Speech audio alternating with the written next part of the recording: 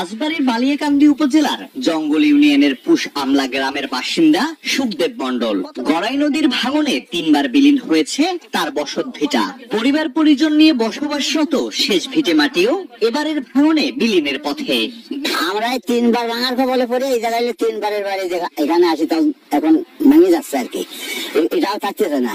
একই অবস্থা গ্রামের বেশিরভাগ বাসিন্দাদের। নদী কেড়ে নিচ্ছে শেষ সম্বলটুকুও। উপজেলার নারুয়া ও জঙ্গল ইউনিয়নের 10 থেকে 15টি স্থানে দেখা দিয়েছে ভাঙন।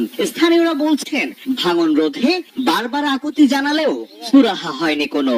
বাড়ি ঘর সরাতে সরাতে কিছু আর বর্তমানে নাই, ফতের ফকির হয়ে গেছে। আমাদের গ্রামের প্রত্যেকটা বাড়ি সরায়নি, 1 বার 2 বার করে প্রত্যেক বাড়ি। এই ভাঙনটা জল বাড়লেও ভাঙে, আবার জল কমা থাকলেও ভাঙে, যে কোনো সময় ভাঙতে পারে, এর কোনো সময় নাই। বস্তাগুলো দিয়ে যাচ্ছে, দাবা ভাঙন লাগিয়েছে, বস্তাও ভেঙে চলে যাচ্ছে। বসত বাড়ি যেটুক আছে এইটুকু আমাদের যাতে থাকে, সরকারের কাছে এইটুকু অনুরোধ।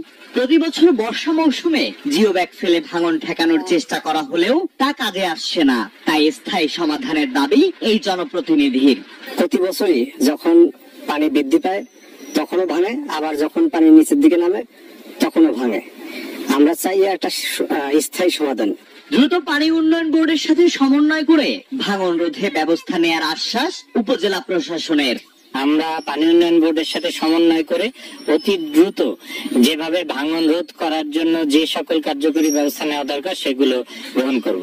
বছরের পর বছর গড়াই নদীর ভাঙনে বিলীন হচ্ছে শত শত বসত বাড়ি সহ ফসলি জমি। দ্রুত সময়ের মধ্যে স্থায়ী ব্যবস্থা নেয়ার দাবি নদী পাড়ের বাসিন্দাদের।